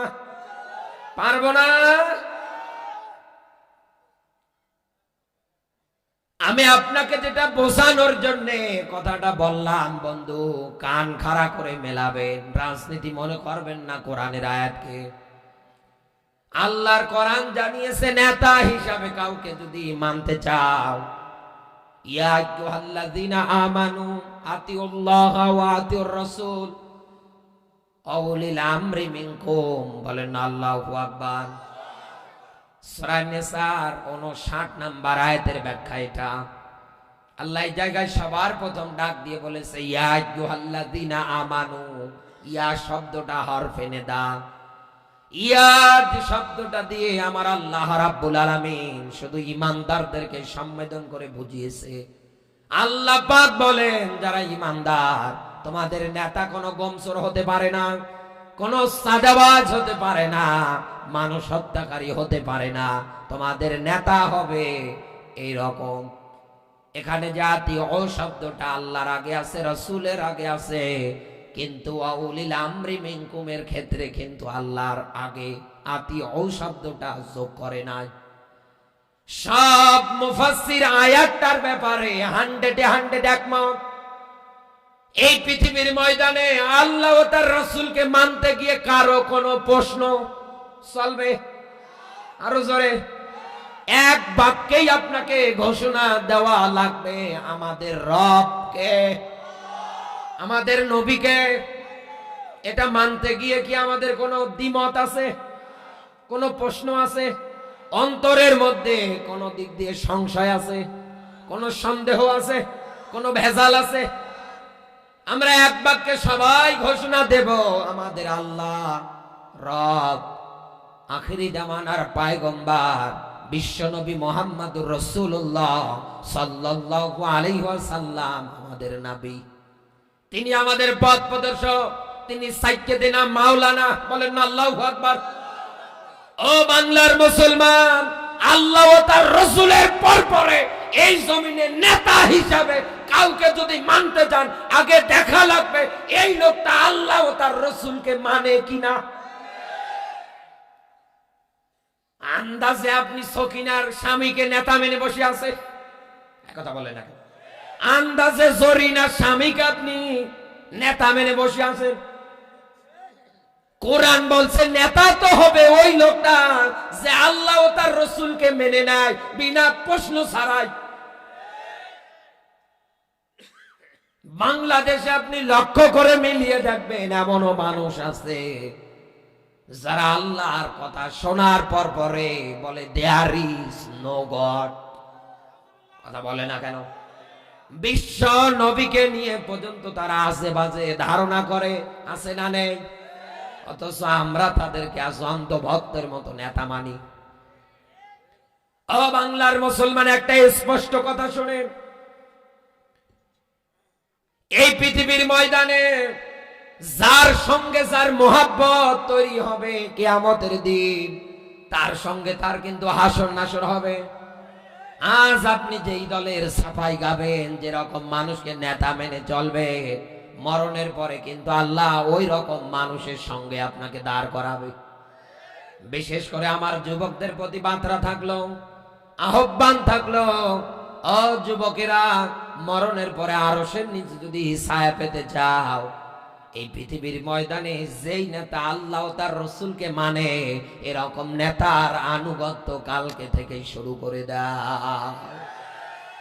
যারা তোমাদের হাতে কোরআনুল কারীম উঠিয়ে দেয়, যারা তোমাদের হাতে নামাজ উঠিয়ে দেয়, যারা তোমাদেরকে রমজান মাসে রোজা রাখার ব্যাপারে তাগিদ দেয়, যারা তোমাদেরকে ডাক দিয়ে বলে মা বাবার সঙ্গে খবরদার কোনো দিক দিয়ে খারাপ আচরণ করবে না, মা বাবার সঙ্গে কথা বলতে গেলেও কওলান কারীমা, সম্মানজনক শব্দ ব্যবহার করে করে কথা বলা লাগবে, এইরকম মানুষ যদি আপনার নেতা হয়, আরে নেতা মরার পরে যদি জান্নাতে যায়, আপনাকে অবশ্যই অবশ্যই এই নেতা জান্নাত অবধি নিয়ে যাবে। আল্লাহ রাব্বুল আলামিন আমাদের সকলকে কথাগুলোর উপরে আমল করার, বাস্তব জীবনে মানবার যেন তৌফিক দান করে, বলেন আমিন। মানবতার মহান আদর্শ, মানবতার শিক্ষক, নবী কুরু শিরোমণি নবী মুহাম্মদুর রাসূলুল্লাহ সাল্লাল্লাহু আলাইহি ওয়াসাল্লাম জবান সেরে কোরআনের সোনালী আয়াত আমার সঙ্গে পড়েন। আউযু বিল্লাহি মিনাশ শাইতানির রাজিম। বিসমিল্লাহির রহমানির রহিম।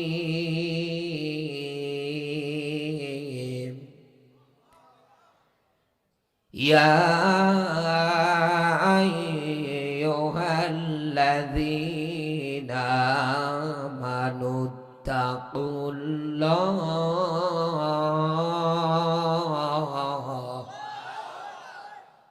আপনাকে আগামীকাল কেউ যদি জিজ্ঞাসা করে কোন সূরা থেকে আলোচনা করেছে, আপনি বলবেন সূরা মাইদা 5 নম্বর সূরা 6 নম্বর পারার 35 নম্বর আয়াতে কারিমা আজকের আমাদের তেলাওয়াতকৃত আয়াত। এই পৃথিবীর ময়দানে আল্লাহ রাব্বুল আলামিন বিশ্ব নবী মুহাম্মদুর রাসূলুল্লাহ সাল্লাল্লাহু আলাইহি ওয়াসাল্লামের উপরে মায়দা এই সূরাটা নাযিল করে দিয়েছেন। মায়দা শব্দের শাব্দিক অর্থ হচ্ছে খাবারের প্লেট, দস্তরখানা। সুবহানাল্লাহ বলতে পারে। এই পৃথিবীটা আল্লাহ আমাদের জন্য খাবারের প্লেট, দস্তরখানা বানালেন। এই জন্যই তো আপনি মিলিয়ে দেখবেন খাবার খাওয়ার ক্ষেত্রে দুইটা শব্দ আমরা বলি, খা আবার না।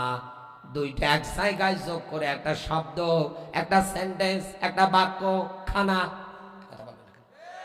আল্লাহ খেতেও বলেছে, নিষেধ করেছে। এই পৃথিবীর ময়দানে আল্লাহ রাব্বুল আলামিন এই দস্তরখানা হিসাবে পৃথিবীটা আমাদের জন্য তুলে ধরেছে। আর এই দস্তরখানায় লক্ষ্য করে দেখা লাগবে আয়ের ইনকামে হারামের যেন কোনো সিটা ফোটা চোখ না হয়। হারাম পন্থায় 3 বেলা কাচ্চি বিরিয়ানি খাওয়ার চাইতে এই পৃথিবীতে হালাল পন্থায় আলুর ভর্তা আর পাতলা ডাউল খাওয়া অনেক ভালো। মনে রাখবেন, এই দুনিয়ায় শ্রমিকদের উপরে অন্যায় করে, এই জনপদের মানুষদের উপর অন্যায় করে, জুলুম করে লক্ষ লক্ষ কোটি কোটি টাকার মালিক আপনি হতে পারেন, কিন্তু আপনার দ্বারা যদি মানুষের ন্যায্য অধিকার আদায় না হয়, এগুলো থেকে যদি আপনি তাদেরকে বঞ্চিত করেন, এই কোটি টাকার সম্পদ আল্লাহ আপনাকে ভোগ করতে দেবে না।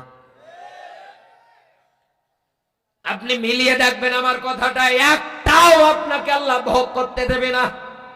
এই ঢাকাতে এতদিন যারা মানুষের উপরে জুলুম করেছে, অন্যায় করেছে, অবিচার করেছে, আপনি মিলিয়ে দেখবেন সাভার, আশুলিয়া, কাঠগড়ায় তাদের ঘর পড়ে আছে, বাড়ি পড়ে আছে, কোটি কোটি টাকার সম্পদ পড়ে আছে, কিন্তু বেটা নেই। কথা বলে ঠিক যেন বাচ্চা সাজ্জাদের মতো। এটা বানি ইসরাইলের রেয়াত আমরা ভুলে যাই। আর যদি বাচ্চা সাজ্জাদের এই জীবনী থেকে আমরা মুসলমানেরা শিক্ষা নিতে পারতাম, এদেশে জালেম আগামীতে কেউ হওয়ার আর স্বপ্ন দেখতো না। মানুষের উপরে জুলুম করে, অন্যায় করে, অবিচার করে জান্নাত পর্যন্ত বানিয়েছে। আমি শুধু শিক্ষা দেওয়ার জন্য বলছি, ঘোড়ার পিঠে সাওয়ার করে যখন জান্নাত উদ্ভাবন করতে যাবে, আজরাইল ওর কানে কানে ডাক দিয়ে বলে, দেখো আমি তোমার জান কবজের জন্য এসেছি। ওই দিন কাকুতি মিনতি করে, ডাক দিয়ে বলে, দেখো আমাকে শুধু 1 মিনিট সময় দাও, আমি ভিতরে যাবো আর আসবো। আজরাইল বলে, না, মরণ যখন তার সামনে উপস্থিত, 1 সেকেন্ড দেরিও হবে না, কমও হবে না। এই পৃথিবীতে আজরাইলের মতো সত্য একজন ফেরেশতা, দয়া মায়াহীন, 2 দিন কেঁদেছিল। একদিন ওর মরণের আগ মুহূর্তে এত স্বাদের বানানো জান্নাত ভোগ করতে পারে না, ওই সময় আজরাইল কেঁদেছিল। আর একদিন যেদিন ওর মায়ের জান কবজের পরে অথই পানিতে তক্তার উপরে ভাসতেছিল, ওর মা তো পানির নিচে তলিয়ে গিয়েছে। এই তক্তাটা ঢেউয়ে ঢেউয়ে যখন কিনারায় গিয়েছে, এ বাচ্চা সাজ্জাদকে আমার আল্লাহ বাঘের দুগ্ধগুলো খাইয়ে খাইয়ে বড় করেছে। ওই দিন কেঁদেছিল। ও বলছে, না আমি দেখবো। ঘোড়ার পিঠ থেকে যখন লাফ দিয়েছে দেখার জন্য জান্নাত, আজরাইল ওকে ধাক্কা মেরে দুনিয়ার থেকে বিদায় করেছি। ও ঢাকার মুসলমানেরা, এই রেয়াতটার ব্যাপারে, ব্যাখ্যার ব্যাপারে সব মুফাসসিরেরা একমত। আল্লাহকে ভোগ করতে দেয় না এই কারণে, কারণ মানুষের উপরে অন্যায় করেছে, অবিচার করেছে, জুলুম করে করে মানুষের সম্পদ আদিগুলো কেড়ে কেড়ে নিয়েছে। ওই সময় একটা বিধবা মহিলা আসল পেতে বদদোয়া দিয়েছিলেন আল্লাহর কাছে। এই পৃথিবীতে মাজলুমের বদদোয়া, নবীজি বলেন তোমরা ভয় করো, কারণ মাজলুমরা যখন দোয়া করে এ দোয়ার মধ্যে কোনো পর্দা, কোনো হিসাব থাকে না, সরাসরি আমার আল্লাহ কবুল করে নেয়। এই জন্য আমার আল্লাহ ওর বানানো জান্নাতকে ভোগ করতে দেয় না, কারণ মানুষের উপরে জুলুম করে, অন্যায় করে সম্পদ আদি কেড়ে নিয়েছে। ঠিক তেমনি আমার বাংলাদেশে আজও একই কায়দায় যারা জাল দলিল করে মানুষের জায়গা জমি নোট করে নেন, শ্রমিকের ন্যায্য অধিকার যারা এই ঢাকাতে আদায় করেন না, আমেরিকায় কোটি টাকার বাড়ি বানান, খোদার কসম আল্লাহ ভোগ করতে দেবে না। আপনার রাগ হোক আর যাই হোক আমার দেখার বিষয় নাই, এটাই বাস্তব কথা। কারণ আপনি যে ইবাদত করেন, যাই নামাজ বগলের নামাজে নিয়ে নিয়ে বগলের নিচে নিয়ে নিয়ে গিয়ে কোরআন জানিয়েছে ইবাদত যদি কবুল করাতে চান হালালান তাইয়্যিবা, খাবার হওয়া লাগবে পুত পবিত্র। শুধু হালাল হলেই হবে না, এটা রুচিশীল হওয়া লাগবে। রাত গভীর হয়ে যাচ্ছে, আর আমি আপনার বেশি সময় নষ্ট করতে চাই না। আল্লাহ এই জায়গায় আয়াতে প্রথমে ডাক দিয়ে বলছে, ইয়া আইয়ুহাল্লাযীনা আমানু, ওহে যারা ঈমানদার, এই পৃথিবীর ময়দানে আমি আল্লাহকে তোমরা ভয় করো। কথাকার আরো জোরে বলে, আমরা কেন ভয় করব তাকে? কোরআন আমাদের দলিল দিয়ে শিক্ষা দিচ্ছে, ইন্না আক্রামাকুম ইনদাল্লাহি আতকাকুম। এই পৃথিবীর ময়দানে আল্লাহর ভয় যাদের অন্তরে বেশি, এই পৃথিবীতে এই লোকগুলোই আমার আল্লাহর কাছে শ্রেষ্ঠ। এই পৃথিবীতে কোন মানুষ যদি আল্লাহকে ভয় করতে পারে, ওর রিজিকের অভাব যিনি দূর করবে তিনি কে? কোরআন জানিয়েছে, ওয়ালাউ আন্না আহলাল কুরা আমানু ওয়াত্তাকাউ, বলেন আল্লাহু আকবার। সূরা আরাফের 96 নম্বর আয়াত। যুবকদের বলবো, আয়াতটার উপরে আমল করতে শুরু করে দাও। কিসের বল্টু মিয়ার পা ধরে চাকরি নেওয়া লাগবে? টেবিলের নিচ দিয়ে কিসের 50 লাখ টাকা দেওয়া লাগে? তুমি ইসলাম আর কোরআনটাকে আঁকড়িয়ে ধরে আমল করতে শুরু করে দাও। কারণ আল্লাহ বলছেন, যেই জনপদের মানুষগুলো এই দুনিয়ার ময়দানে আল্লাহর উপরে ঈমান আনবে, ওই দাবি অনুসারে দুনিয়ায় যারা আল্লাহকে ভয় করবে, এই যে আসমান, এই যে জমিনের নিচে যত বরকতের দরজা, সবগুলো আমার আল্লাহ তাদের জন্য উন্মুক্ত করে দেবে। তার রিজিকের কোনো চিন্তা রাখবে না তিনি কে?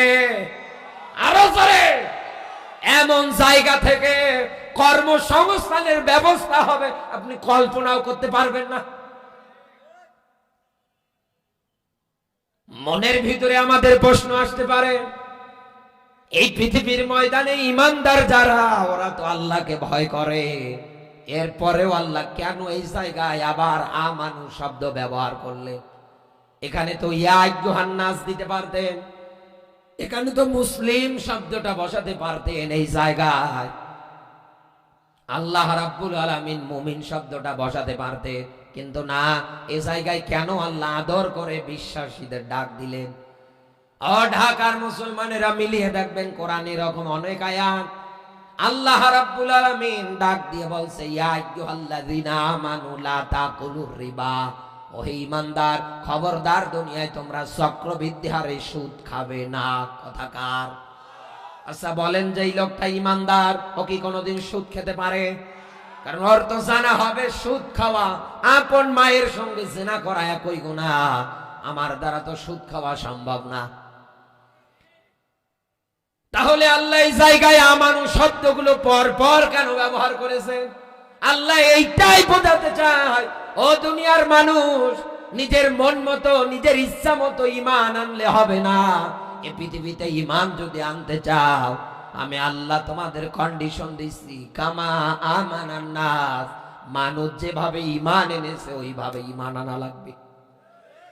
আপনি মানুষের তালিকা খুঁজবেন কই? কোরআন বলছে মুহাম্মাদুর রাসূলুল্লাহ, বলেন সাল্লাল্লাহু আলাইহি ওয়াসাল্লাম।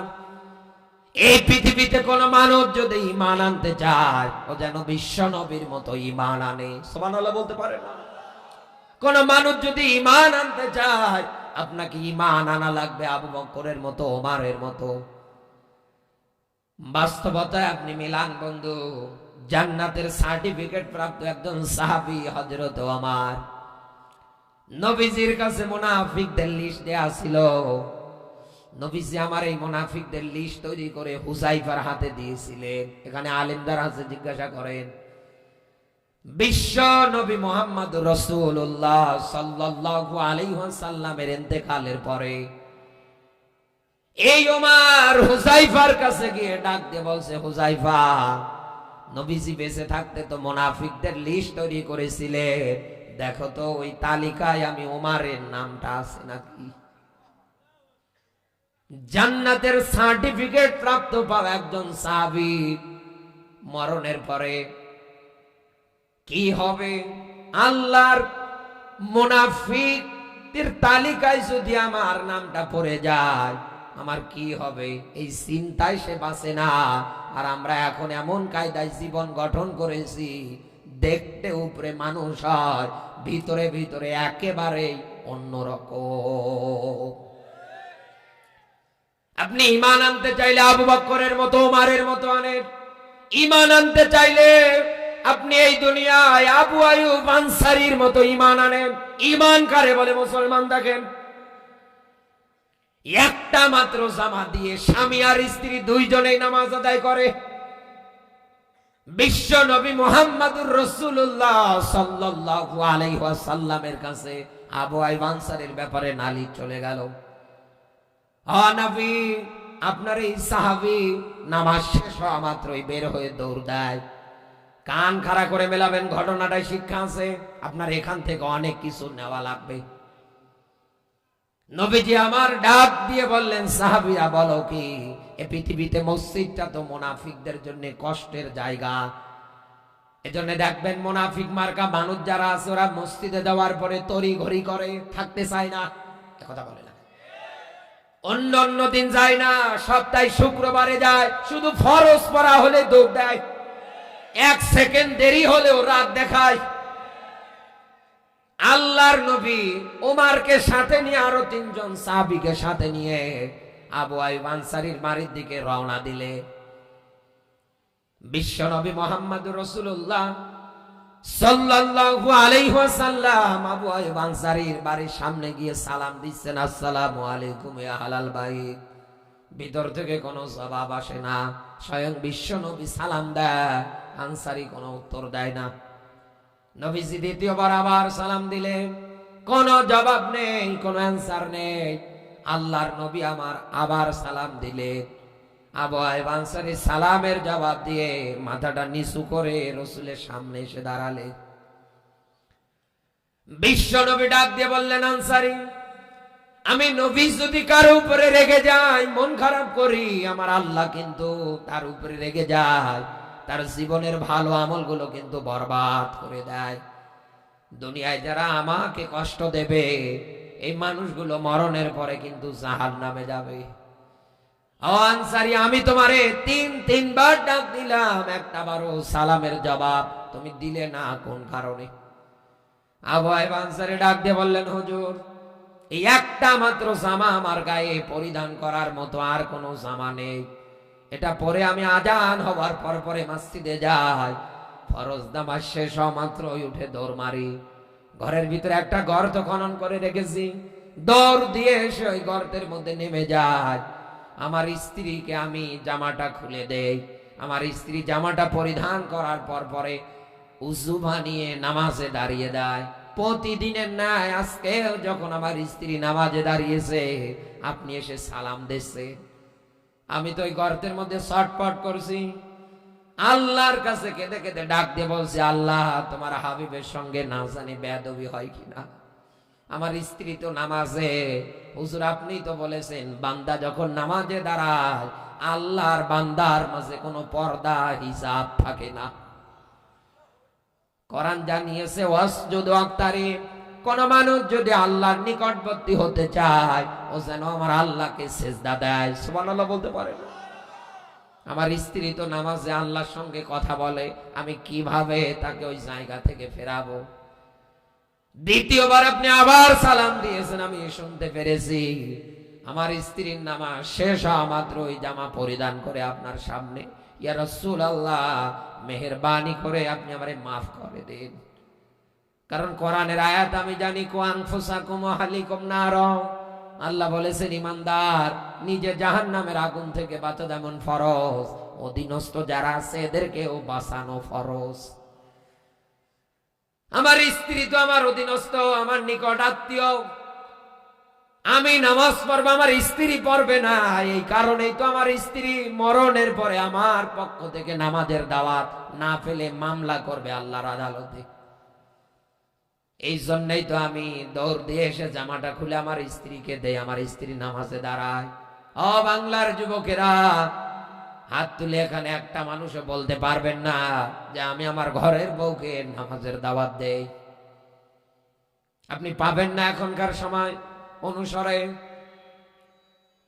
অনেক মানুষ আছে, মিলিয়ে দেখেন, স্বামী আর স্ত্রী এমন মডার্ন, বউ এমনি সুন্দর, ও আরো সুন্দর করে সাজিয়ে মোটরসাইকেলে ওঠায়, বাইরে জেলায় বাড়ি হলেও ঢাকাতে কর্মজীবন হলেও মোটরসাইকেলের পিছনে সাধু করে করে উঠিয়ে নিয়ে ঘুরিয়ে বেড়ায়, আর পুরো ঢাকার মানুষকে ঘোষণা দেয় আমার জিনিস আমি একা দেখবো, তোমাদের হক নেই।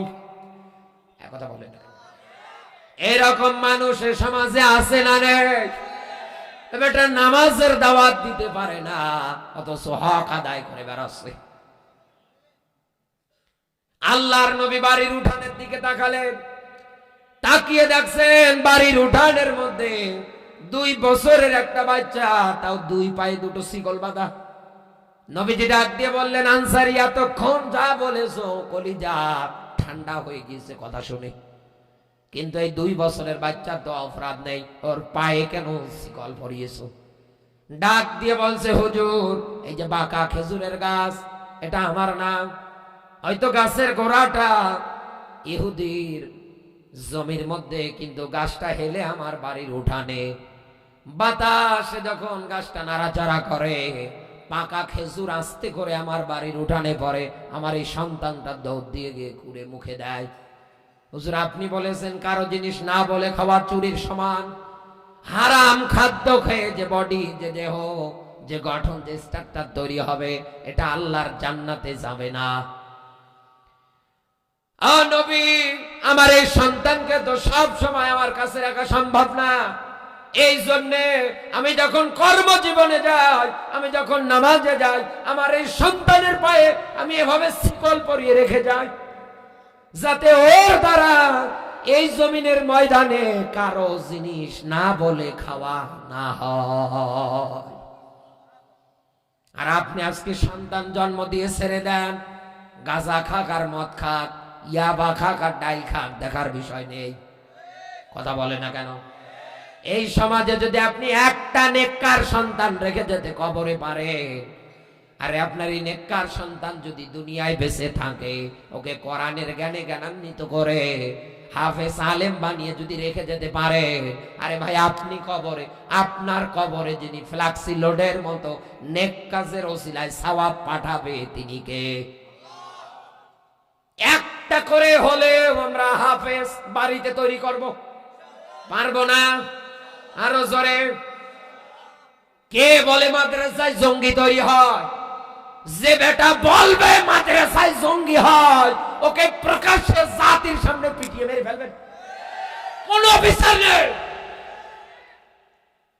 একটা হাফেজ ছাত্র যে পরিমাণ কষ্ট ত্যাগ স্বীকার করে, আপনি একদিনে পারবেন না।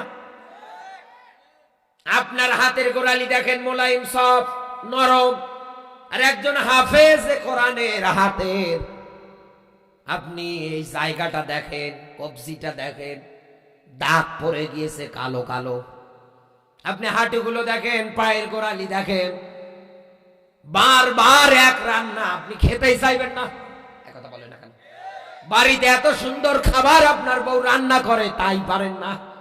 আর মাদ্রাসার এই বাচ্চাগুলো পাতলা একটা কম্বল গায়ে দিয়ে ফললের মধ্যে শুয়ে শুয়ে কোরআনুল কারীমটা অন্তরে ধারণ করে, আপনি তাদের নিয়ে উল্টাপাল্টা ধারণা করেন। আগামীতে কেউ যদি বলে, ওর চাপার দাঁত আপনারা নিজ দায়িত্বে ফালিয়ে দেবেন। প্রত্যেক ঘরে যেন আলেম তৈরি হয়। শাহাদত ভাই ভাগ্যবান, উনি যদি মারা যায়, ওনার এই সন্তানটা লাশ নিয়ে দাঁড়াবে। কথা বলে না কেন? আল্লাহকে ডাক দিয়ে বলবে, আল্লাহ, এটা কেউ না, এটা আমার বাবা, আমি তোমার কাছে দোয়া করছি, আল্লাহ তুমি আমার বাবারে মাফ করো।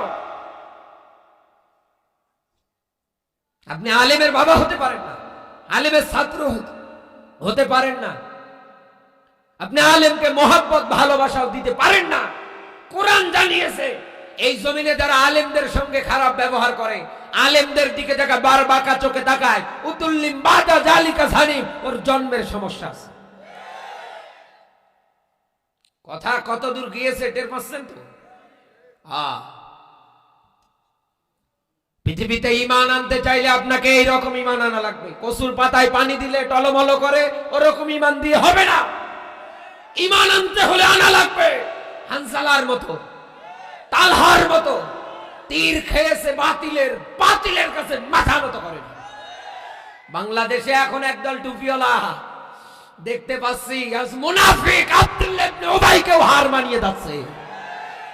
এই আলেমদের কারণে পুরো আলেম সমাজ আর জাতির মাঝে প্রশ্নবিদ্ধ, শুধু এদের কারণে।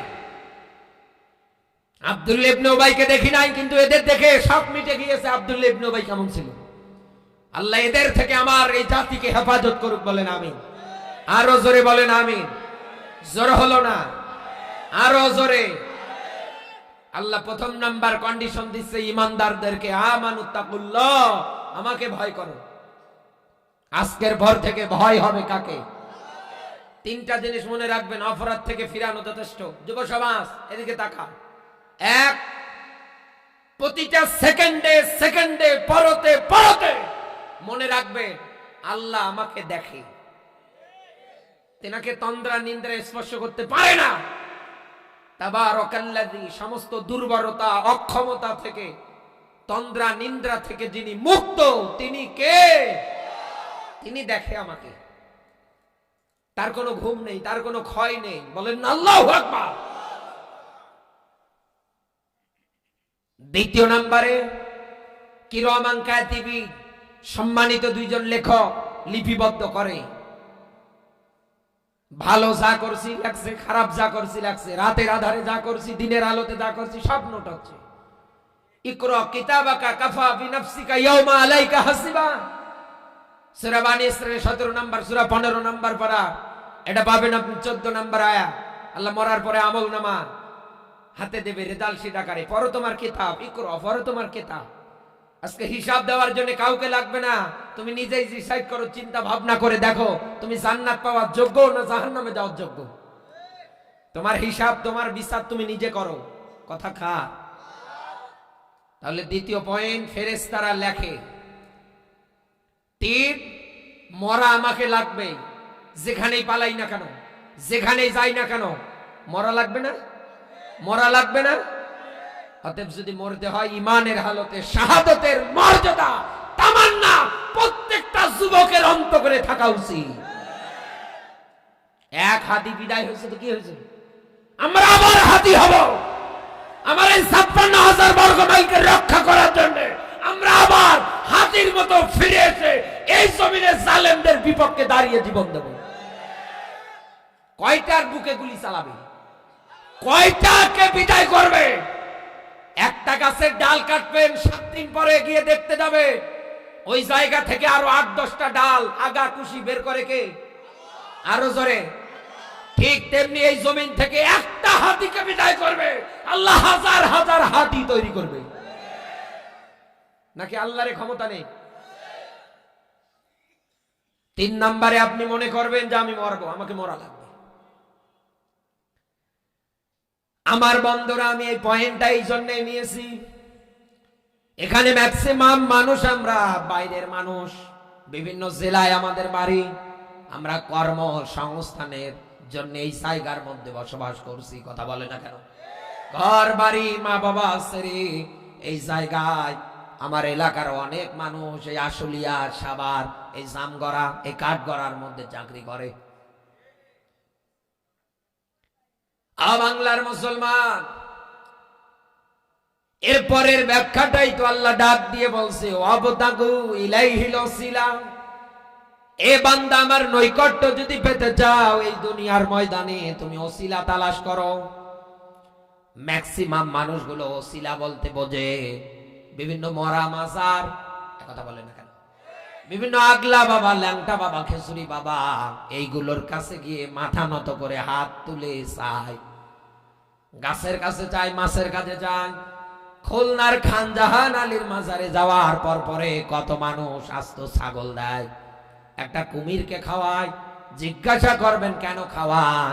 ডাক দিয়ে বলে এই কারণে, আমার মানত, আমার চাওয়া, এই কুমির যদি এই ছাগলটা খায় আমার বৌমার পেটে বাচ্চা আসবে। কত মানুষ এরকম আজে বাজে ধারণা করে বসে আছেন ওসিলা দেওয়ার ক্ষেত্রে। আমি আপনাকে বলছি বন্ধু, ওসিলা শব্দের শাব্দিক অর্থ হচ্ছে সংযোগ স্থাপন করা। এই পৃথিবীতে আমার আল্লাহ রাব্বুল আলামিন ইমানদারদের মাঝে এলান করে দিয়েছে আমার বানানো জান্নাত একটা, কিন্তু এর শাখা পোশাখা আমি বানিয়েছি 8টা।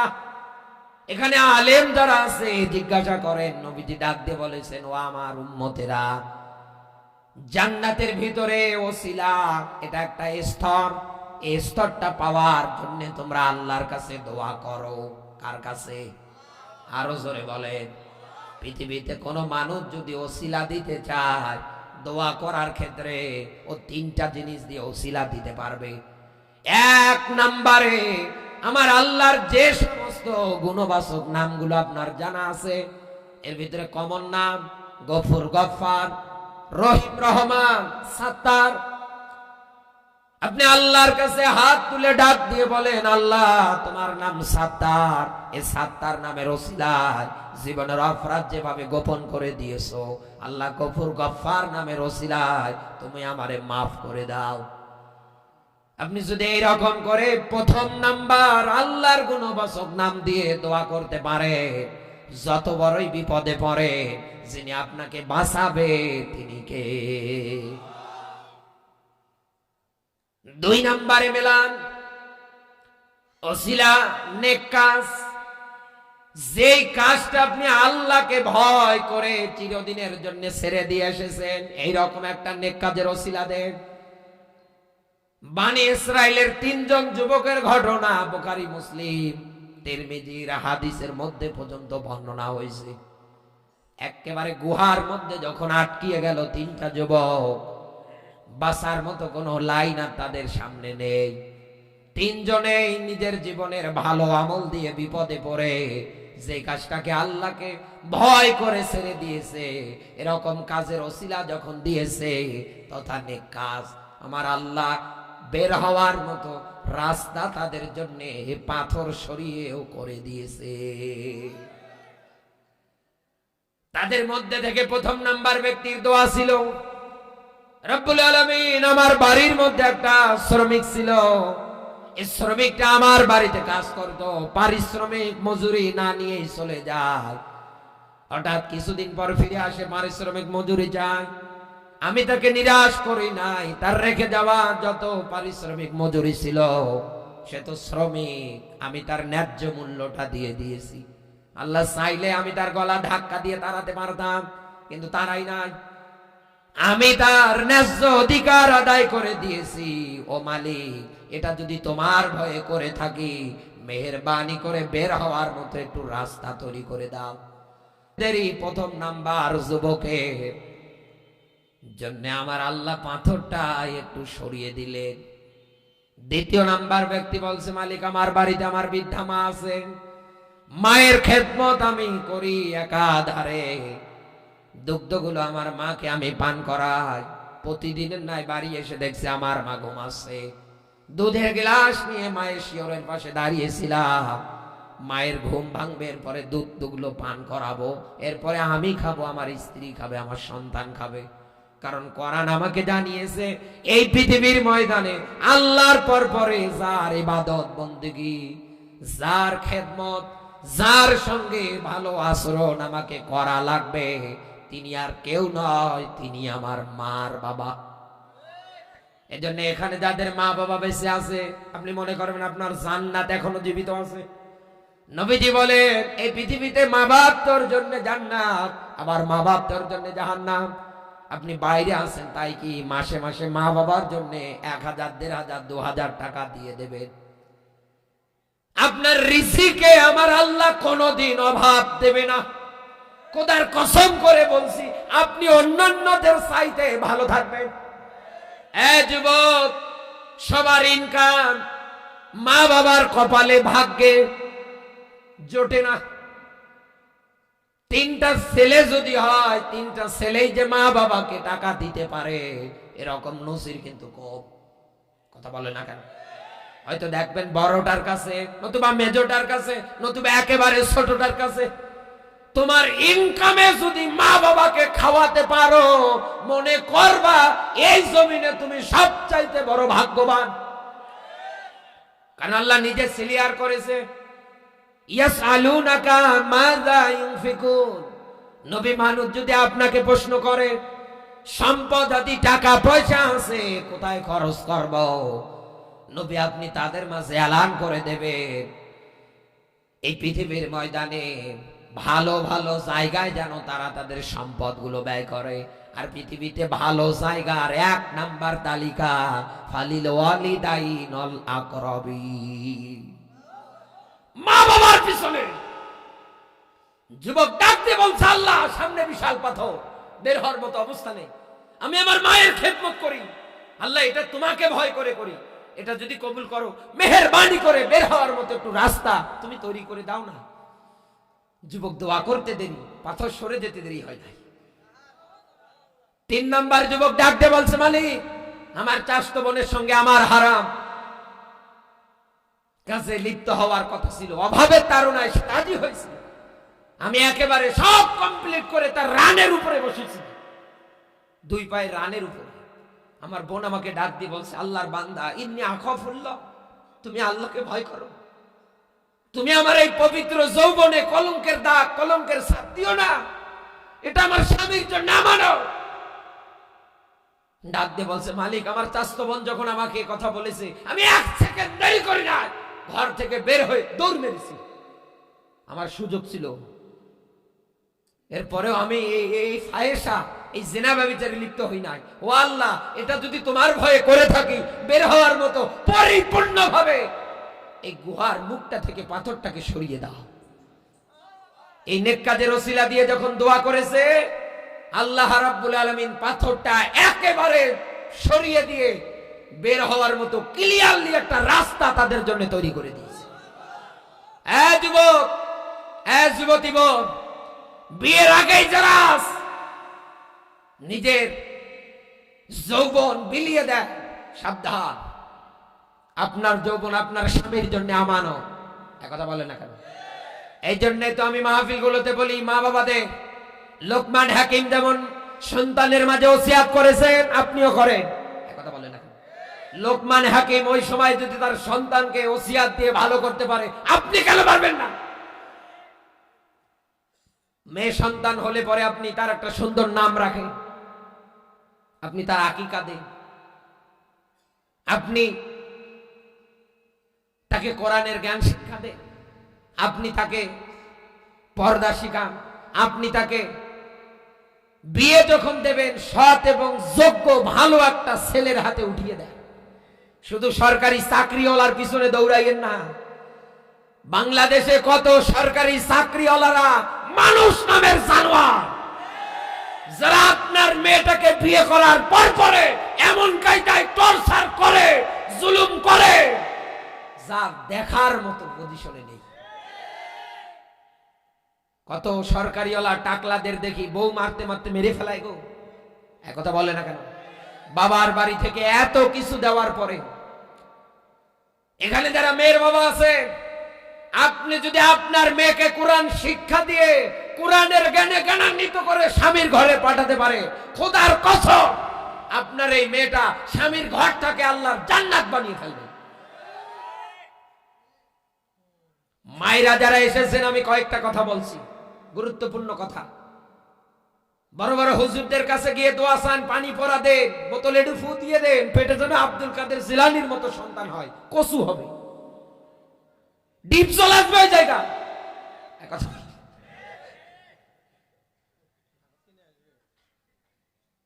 মায়েরা যারা আছে, আব্দুল কাদের জিলানীর মায়ের কি আমল ছিল,